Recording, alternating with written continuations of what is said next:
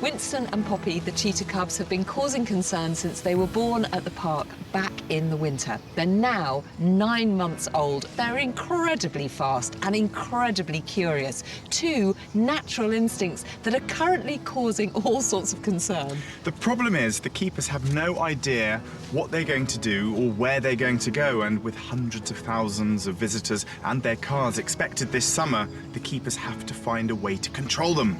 Now, they are desperate to get out, so shall we wander down and let them out? Ready, guys? And... Here we go. Go and enjoy. There you go. Yes, it's another day of adventure for them and another day of headaches for the keepers. Also on today's summer special. It's all hands to the pump as keepers try to convince the reluctant rhinos to take a bath. She seems to be more interested in me at the moment, probably thinking that I've got some of her food rather than the wallow. Kate has a close encounter with one of the world's deadliest arachnids. They have potent venom. People have described it as having broken glass running through your veins. And Jean attempts to settle a feud within a pride of feisty lionesses. Woo! Oh, that was a leap. Hopefully they've realised that what some teamwork can do.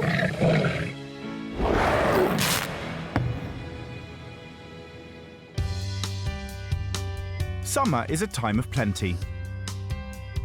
But the job of feeding the animals never stops, especially where the larger animals are concerned. It's feeding time here for the 17 Bactrian camels, so I'm joining Tara to put out some browse. Tara, I believe we have to be quite quick before they spot us, is that right? Yeah, obviously we want to be back safe in the truck before they come down. Okay. So we pop it out and then we'll try and call them over. And we want to spread it out a little bit to stop squabbling, is that right? Yeah, because there's 17 of them. We just don't want the older ones kicking the little ones out. Now, the big question, Tara, is how do you call the camels down? Do you have a special whistle? No, unfortunately, we just use our voices and try and call them down. Come on, camels! Have you ever been called the camel whisperer or the camel shouter? Right. Shall I try? Come on, camels! That's quite a sight to see them all running like that. Yeah. That's incredible. Hello, look, coming straight up. Oh, who's this? This is Patrick. Frisky. Looking a little scraggy. Yeah, it's obviously summer months, so they're all dropping their winter coat slowly. Is that nice? Here you go. Look at that. Wow. Yeah. The bottom plate has got the teeth, and then it goes into like a hard plate on the top. Look at that, and it's amazing how they use those lips as well to kind of hold on to the sticks. Yeah, they have really droopy lips, so they use it to their advantage with the food and scooping it all up. So when you're looking at them now, are you giving them an overall kind of health checkup as well? Yeah, so it is the summer months, so they're staying out 24/7 at the moment. So this is our prime time of day to be able to bring them down for a little bit of a treat, so we can get a bit closer to them. It's nice to see their faces up close, and also see how their coat's going on. And generally at this time of year, you can check their feet really nicely as well when they're this close. And will they eventually lose all of this fur? Will it all come out? Yeah, it will slowly all come out, and then they'll get like a thinner coat all over, which is their summer coat. It only lasts a couple of months and then they have to build their winter coat back up. So it seems like a very short amount of time between each coat, but they definitely need it. Hello. Look at that. Yeah, we do try and help them by pulling little bits off, the ones that will let us. Look, I'll do my bit. There you go. That's going to give you a slightly cooler head. So how often do you do this? So we do this twice a day, morning and afternoon, to give them a good health check, but it also keeps them off the road because they like to stand on the road, especially when it's warm. Now, as Tara just reminded us, keeping animals like this off the roads is something on the minds of all the keepers here at the park. 1 million visitors a year drive through the park. Some of the animals, like the rhino, don't give a monkey about the cars. Whereas the monkeys are experienced car surfers. They know exactly how to steer clear of the wheels. But for some of the species, a first encounter with a moving vehicle is a high-risk moment. And when the animal is one of the world's fastest, changes direction in a flash, and highly endangered, it's a major concern.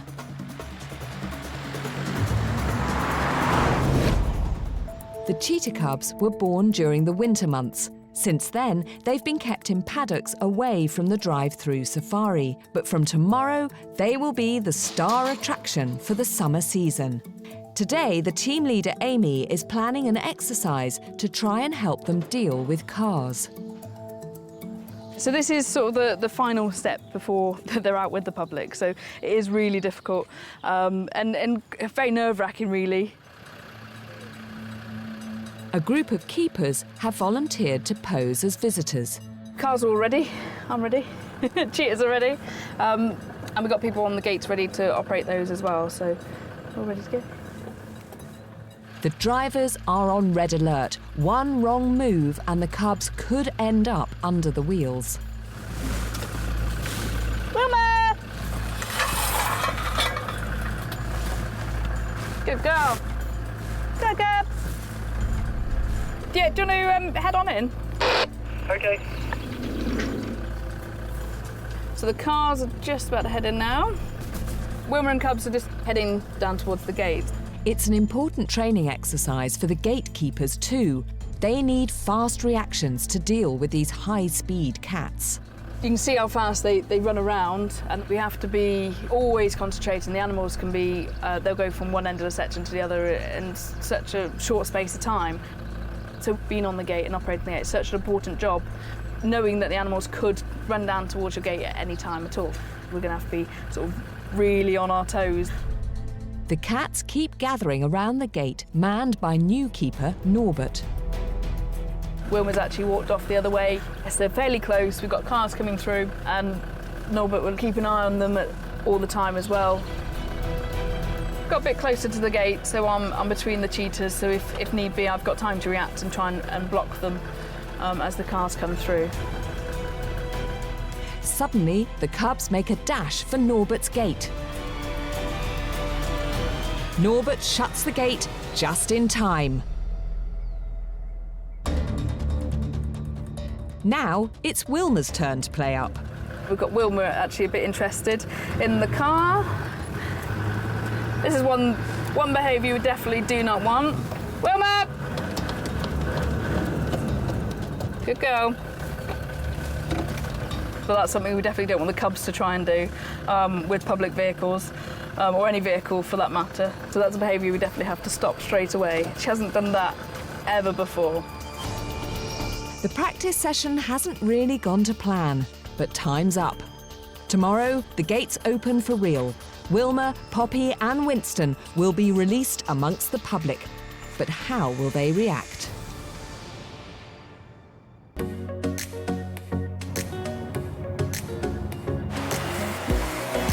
Each day, over 100 staff care for over 1,000 animals. It's their job to see that each resident, no matter how fussy, gets exactly what they need to thrive. But some can be more difficult to please than others.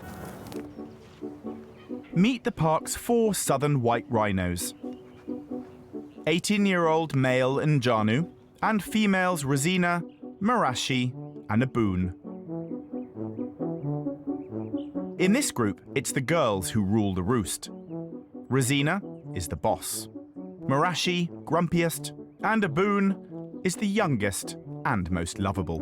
But as the 3rd largest land animal on the planet, when they don't want to do something, there's very little anyone can do about it.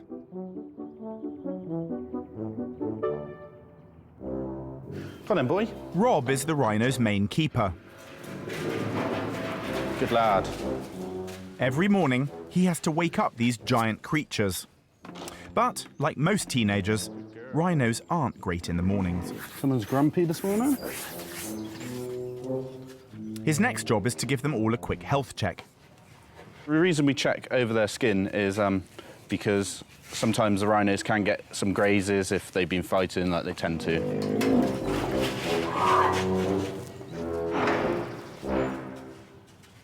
That's it, good girl. Rhinos, like hippos and elephants, are pachyderms. This means they have very thick skin, but it's sensitive and needs good care. The perfect beauty treatment for them is mud, which they absolutely love. They love to wallow, get right into the mud, roll around, and then after that they get extremely playful. They go running around, scratching on things, running after each other. They're like a big puppy, really. So, to bring out the puppy in the pachyderm, Head of Section Ryan has a fresh plan to get them stuck in the mud.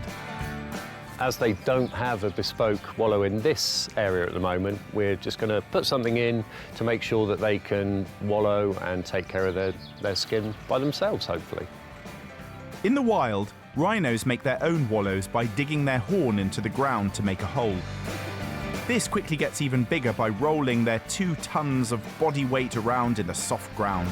It will help the skin, it help cut down the aggression between each other. There are times when our rhinos occupy the same space as our guests, so we need to make sure that we're doing everything we can to keep the rhinos in the best mood possible. We don't want them getting too frisky with flies around their heads and thinking that they can go and rub on guest cars. Despite their thick skin, rhinos can still feel insect bites. The easiest way for them to scratch and itch is to rub themselves against the nearest object, whether it be a tree, a rock, or a car. Hopefully when we finish building the wallow, it'd be great to see the rhinos act out their natural behaviour. They do love to wallow in the mud, and it'd just be great that they can actually do it and wallow, get mud on themselves rather than us every morning in the crush chucking it on them. Having dug the beginnings of a wallow, all that's left to do is to add water and take a wager on who'll be first to wallow. 4 rhinos, 4 keepers. Who's having who? I'll go for Rosina. I'll go with Marashi then. Kev? Johnny. OK, I've got a booth then.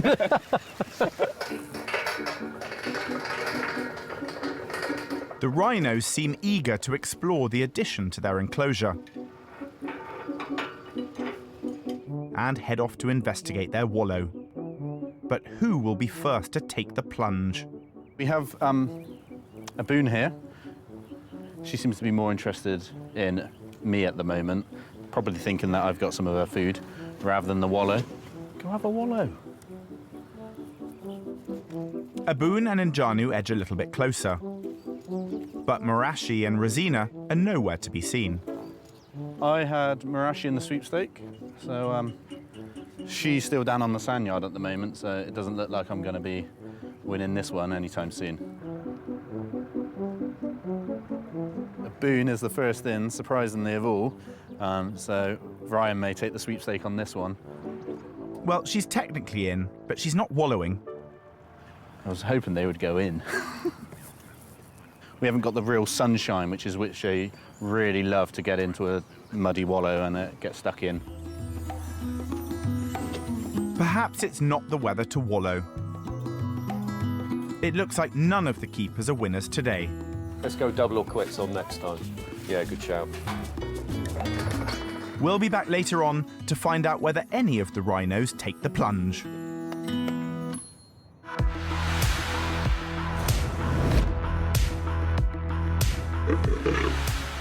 Here in lion country, keepers are having to manage an ever-changing pride dynamic, with males and females challenging each other on a daily basis. So keepers need to keep coming up with ways to settle arguments and strengthen bonds. Lions typically live in highly structured prides led by a male. Females have individual roles in a pride, but there often isn't a strict hierarchy. Because of this, conflict between females is common, but can, on some occasions, get out of hand. It's a big concern for the keepers at the moment because fights are becoming more and more common within a group of females. Lionesses do most of the hunting in the wild. It's a time where they must work together as a team. Keeper Eloise has come up with a plan she hopes could get them working together, and Jean has gone to find out if it works.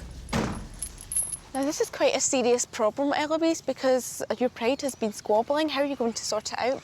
So we're going to try and fix some bonds now. We've got a 60-kilo piece of meat that we're going to feed all of our 8 lions that are out today. How's that going to help? We're going to hang it up up here. So they've all got to work together to pull it all down, and then they can feed off of it together as well. So hopefully they'll all let each other have a bit of meat once they do get it down. So you're really hoping that this is going to encourage some teamwork and working together? Definitely. All right, let's get started. Let's get this meat hung up there. I mean, it's a big old chunk. Feeding time normally consists of smaller chunks of meat, so this is a special occasion. But it does require 4 people to get it in place. Yes. Cool stuff. Well done. The hope is this feed will show lots of natural behaviour. So with the meat in place, it's feeding time. Third section, Matt, you can let the lions go. Oh, here they come, bounding out as always, and they look hungry. Right, so we've got Malika's the first one out and Sweet Pea as well. So Sweet Pea's the first one. Sweet Pea's gone up. You thought it might Then be Malika's Malika. at the bottom. So there doesn't seem to be any hierarchy there, Eloise. They've all gone for it. They're both the top dogs in it, but it is normally Malika. But Sweet Pea was like, I don't care, it's food. So it's up there good, but you can see how that tree limb is moving so much with their force bringing it down. So hopefully that won't snap. So what do you think is going to happen once the bit of meat comes down? How does that work? Who takes what?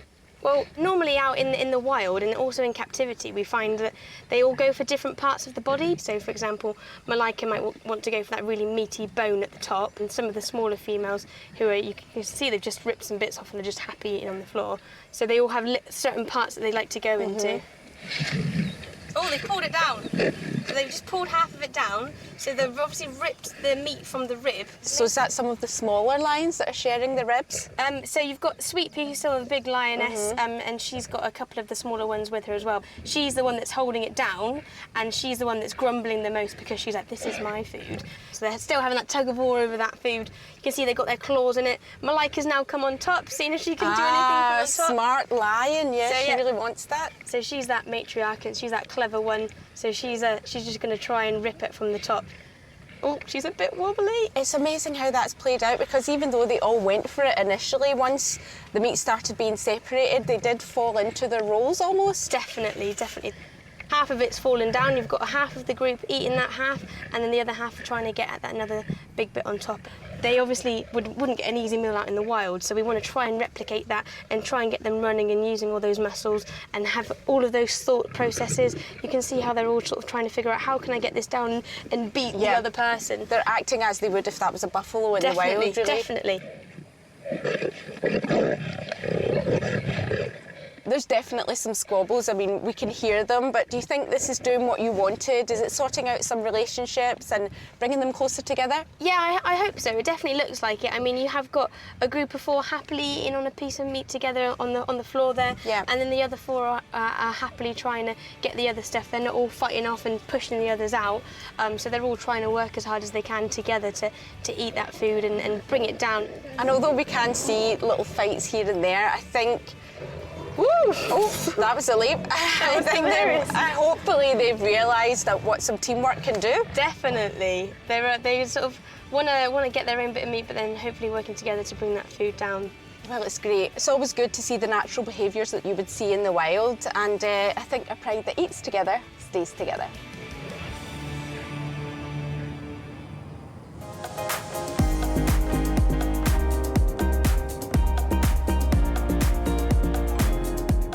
It's another blisteringly hot day in the park, and the residents are making the most of the good weather. But over in the rhino paddock, keepers are once again waiting to see if the rhinos will pluck up the courage to use their newly built wallow. Rob is feeling optimistic. It's a lot sunnier today, so I'm feeling a lot more confident that they actually will wallow today. Last time it was a bit overcast, and obviously you don't want to get in a bath when it's cold. So hopefully now the sun's warmer, they would like to take a dip. We know they've been up here to check out the wallow because we've seen footprints in the mud. So they've definitely been checking it out. And maybe now we get a bit more water in there, they will come up and wallow. Rob's determined to see some wallowing in action. The water's in, the tractor's out, and we're just going to get the rhinos up now. There's a good reason they want the rhinos to wallow. Rhino are unable to sweat because their thick skin doesn't have any sweat glands. The mud not only keeps the rhinos cool, it also protects their skin from the sun's harmful rays and keeps biting insects at bay. Slow down. After a slow start, they're off. Suddenly, it's a race to the wallow. But once again, they get cold feet and fail at the last hurdle. So the rhinos are a bit spooked at the moment. It's probably because we're so close to the wallow. Well, who wants to take a bath with an audience? It's just been proven we can't force them to wallow. They only do it when they want to.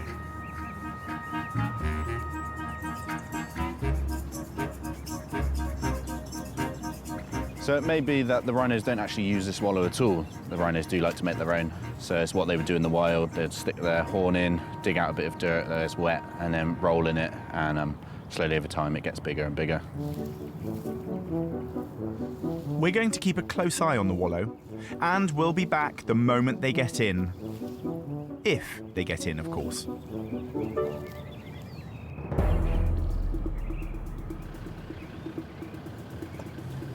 All parents know that heart-stopping sensation when their children start to cross the road on their own.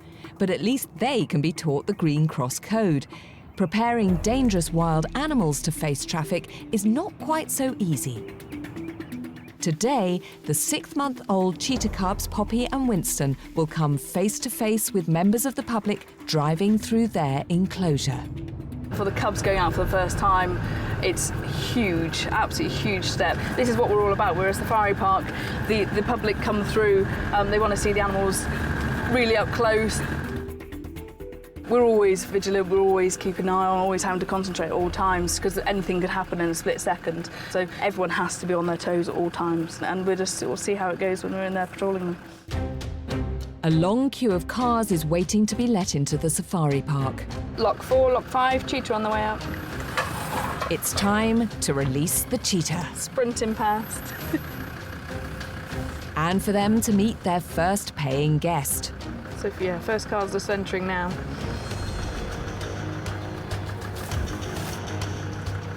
Come a bit closer to have a better look. Move back slightly. The cubs are tearing around.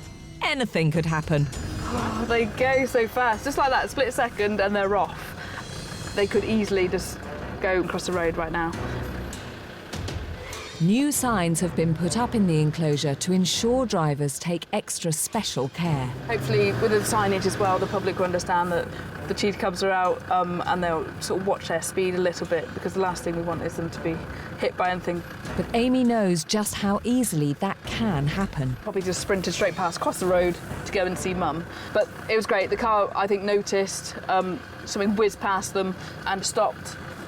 As time marches on, the enclosure gets busier and the cubs keep heading onto the road.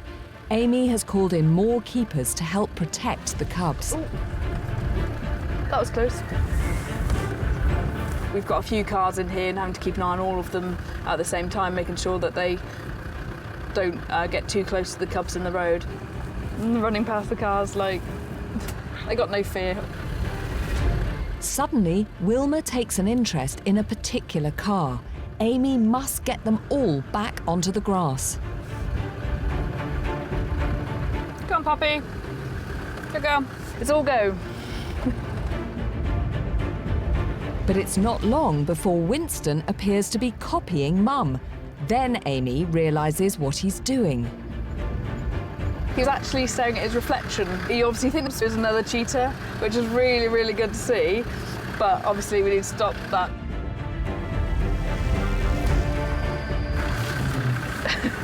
I didn't want him to then suddenly go, right, I'm actually having you as the other cheetah, and going towards the car. So we had to rev a little bit, and he's gone away from the other cheetah that he was obviously trying to get to. After a busy morning, it's finally time for a rest. Wilma's literally just laid down, so that's great. So she's finally sort of relaxed, and Poppy's just sat watching. And hopefully now, if they stay within this middle bit here, everyone can still see them. It's a nice area for them to be. It's clear the keepers have a lot more work to do. They need a plan for distracting the cheetahs away from the cars, and fast.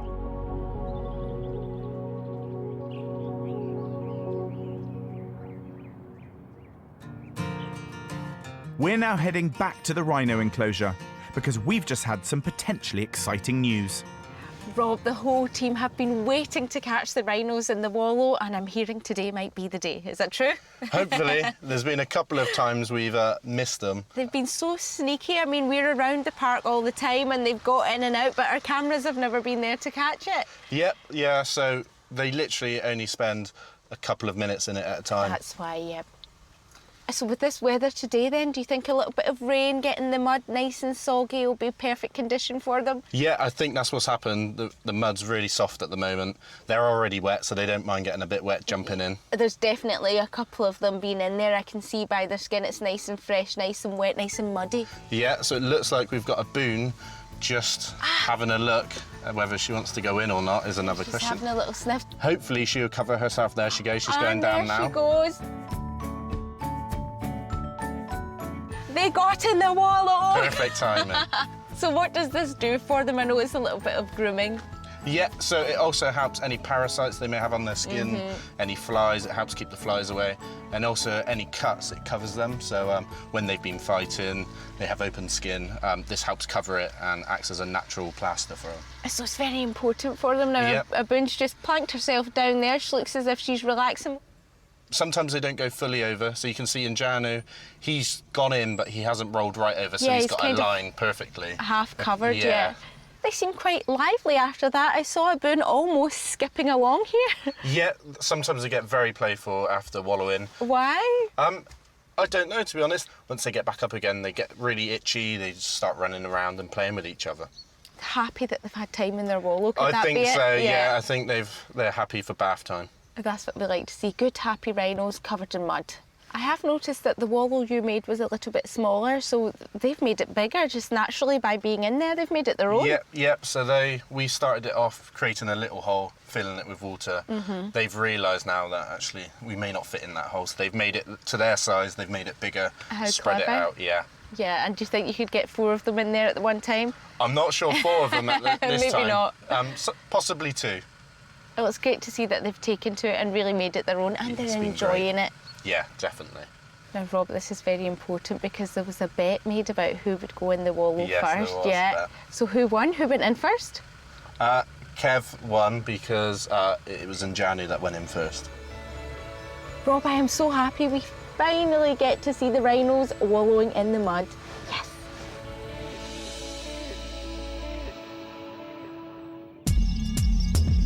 The park is full of natural-born killers. Animals whose mere presence sends shivers down your spine. Unless, of course, you're James from Animal Adventure. We're heading behind the scenes because he's just been delivered 2 new species of giant tarantula. The first is a salmon pink bird eater, known as a New World spider because she comes from the Americas. And they're actually one of the largest species of spider in the world. Absolutely huge, leg spans of up to 10 inches, so absolute monsters. We do have a second spider as well that I'm really excited about. It's just this one up here. This doesn't have a name just yet, a pet name anyway. In here we have a king baboon spider. We can have a quick look at her. The king baboon spider, by contrast, is an old world spider because they're found in Africa. And this is the largest species of spider found in Africa. One of the main differences between old world spiders and new world spiders is actually their hair. So New World spiders from the Americas, so if they're ever threatened, ever scared, they can flick hairs with spines on them. They flick them up into a fine dust. When it lands on your skin, it's very, very irritating. So it's actually more effective as a deterrent than a bite would be. So a bite from most American spiders is only going to be like a bee sting. On the other hand, Old World spiders, they just have rather potent venom. Getting bitten by one of these might be your worst nightmare, for good reason. It's going to hurt. People have described it as having broken glass running through your veins. Unfortunately for James, This is the spider that needs moving into its new home today. Fortunately for me, it's Kate who's going to help him. I have been hearing a lot about the infamous creature that lives inside this tub. Can I meet her? Of course you can. Let's have a look. So this is the largest species of baboon spider found in Africa. So Right. they get to approximately sort of 8-inch leg span. They are I mean, that, monstrous. You don't really want one of those in your bed, do you? Not in your bed, no. So what is your plan with this spider today? So the plan today is to move her from this tank Right. into this lovely new one. OK, well that sounds fairly simple. Can you just sort of tip her in? Sadly not, no. She is most likely going to kick up quite a large stink. How are you going to persuade her out of the burrow and into that tank? So I have a few pieces of equipment here. I have the catching device. Right. And I have the gently move on device. OK. What do I need to do? Sort of just stand back and admire? Potentially. That may be the best of options. OK. So we're just going to gently persuade her out. If you go, out you come. There we go. No, she's doing quite well. I was going to say you've obviously got a very persuasive technique with your giant tweezers. There we go. She's getting antsy now. Oh, she's just beautiful though. Not down there. Come on, Poppet. There we go. You're fine. She is a lovely, lovely spider, really. Like, this is a lot better than I expected, to be honest. I think it's having a bit of a female influence in there, James. I think that's what it is. I think we're doing a little bit of, girly bonding. A calming effect there. Yeah. But no, that Look at that! was You're a genius! so much better than I thought it would be. I thought that, we might have to wrestle it, but no, that was perfect. That was beautifully, beautifully done. Now, you see, could I hold her like that? Of course. There, I feel safe. Brilliant. So, is it time to put her in her new tank? It is indeed. So they're from grasslands originally, so this is going to be... And is the idea now that she'll be able to go on display to the public in this tank? Yes. Well, I think she rather likes her new enclosure. I'm very, very happy with how that move went. Couldn't have been smoother. Not really, no. You're as I say, you're a Unless you're smooth trained. talker, James. Well, it was lovely to meet you. Very good luck. And thank you, James, for introducing me to the world's most feisty spider. My absolute pleasure.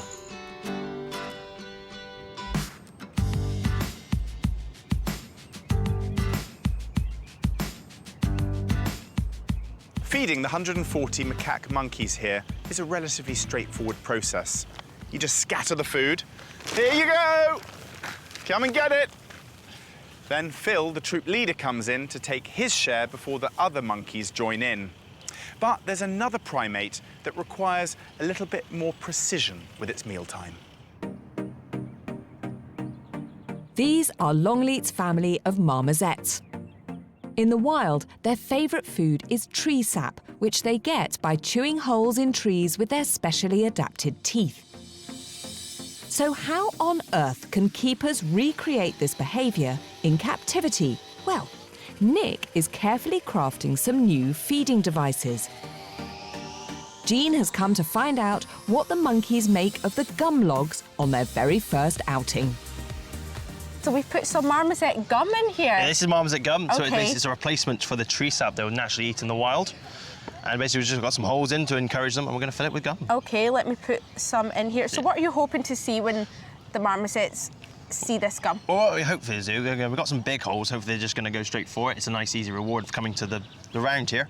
But they got the holes here, the little holes, you want them really to exclude and dig through the wood. So again, marmosets have a natural comb sort of teeth, their incisors and canines all same sort of size, and allows them to gouge at wood in order to get the extra dates out of trees. This looks nice and gooey, so It is, let's right? put it out Yeah, for sure. them, see Find if a they nice go flat for it. place them to land on. Over you come. So I'm looking for some quite distinctive teeth in here. Well, yeah, well, you see, with these round ones, they should go straight forward. We're getting doing the tongue action as well. They have a slightly extended tongue, which is foot forward, taking sap out when they gouge holes in trees.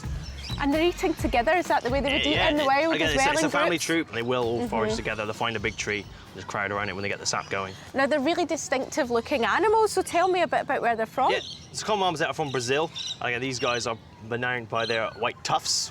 And they've really cleared all that out super fast. Yeah, they have. Again, that didn't take very long. Again, we saw nice easy pots to start and get them going with. Again, this is small ones now that they'll slowly start to gouge through to get the last little bits out. And that's, again, where we really will see their natural behaviour. And they've got little claws as well. They actually have nails. They look like claws, but they're nails. The marmosets are very similar to us. Again, ends in a finger to a nail. Now, they're very fast. They're quite jumpy around here. Yeah, again, unlike the other primates, they are more prey species. They're lower down the food chain out in South America. So again, they have to be quick. And who would be their enemies in the wild? These Who would guys, prey on them? raptors, commonly eat marmosets. There's also lots of snake species as well. We'll actually hunt them down. Well, they've really enjoyed this treat that you've put out for them today, and I'm glad we got to see them using those amazing teeth and their little tongues, really sipping out that sap as well. So I think this went well, Nick. Yeah, I think you did. Excellent.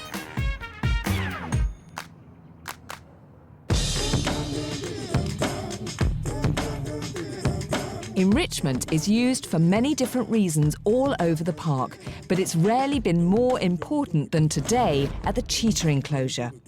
Since visitors have been driving through, the cheetahs have been running into the road, getting close to the cars, so something has to be done. Big cat keeper Caleb is experimenting with scented bags, hoping they might distract the cheetah cubs away from danger.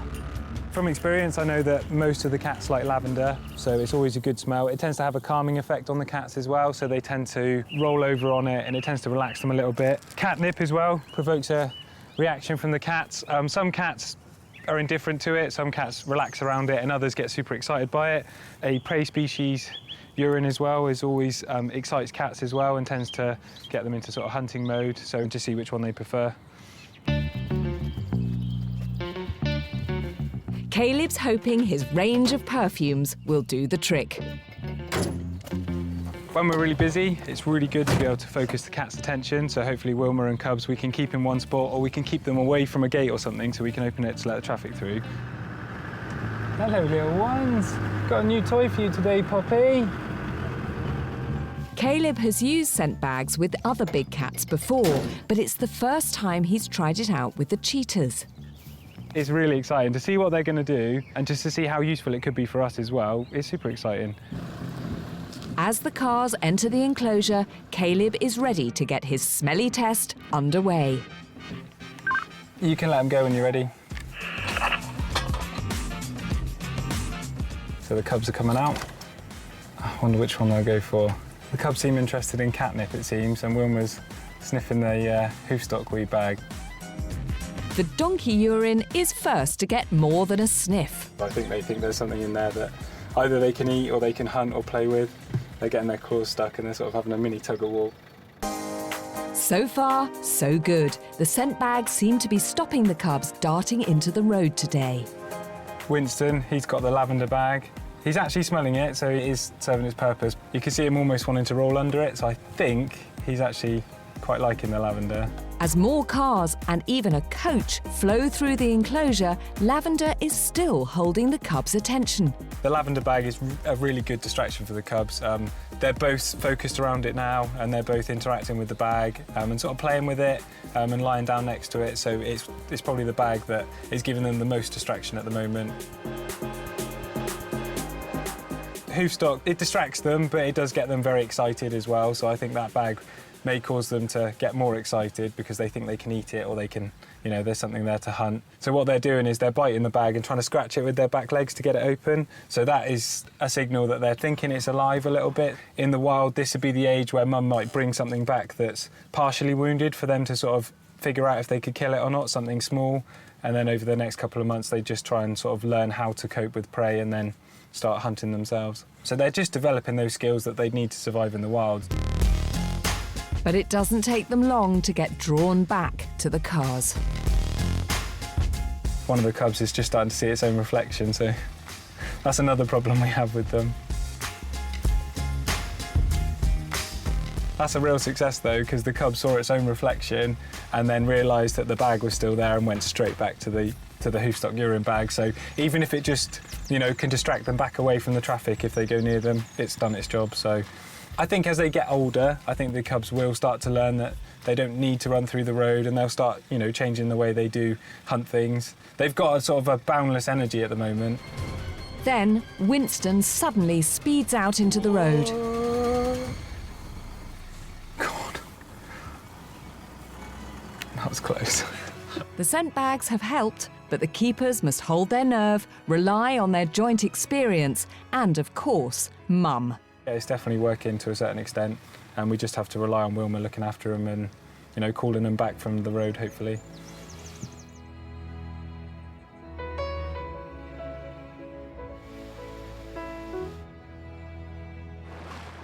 We've come up to the Cheetah house to see Amy, who I'm very pleased to say is... You're still alive, Amy. I'm very pleased to say these two are still alive. My goodness, they must have made your heart race over the last few days and weeks. It's been very stressful. Obviously, first times they've been going out, but they've grown up so well, and yes, we've still got them, and they're doing really, really well. Look how they've grown. It's amazing, isn't it? So who have we got? Which one's Poppy? So we've got Winston here on the left, and Poppy's on the right. How do you tell them apart?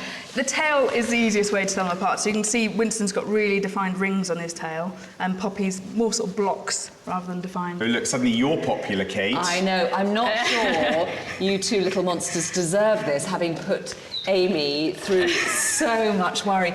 Now, often when we've been here, we've thought that events could be more dramatic than they actually turn out. But this was perhaps even more dramatic than any of us expected. It was very dramatic. It's such a surprise to us, but we've had to learn, and very quickly learn, how to look after cheetah cubs and also how to get them out into the park and get them used to the traffic and everything. So it's been a massive learning experience for us as well. Because there's nothing in the textbooks, is there, to tell you how to do this? Not at all. So no, it's literally just learning day by day. But we've been very successful and really pleased with how everything's gone. Who's the naughtier? That's a very difficult thing to... They take it in turns, do they? Well, you little monsters, you two need to get... It's all right, it's coming. Need to remember to be a little bit traffic aware because you're very, very special. It's always a treat to see them. Thank you so much, Amy. We hope that they continue to get a little bit more traffic savvy.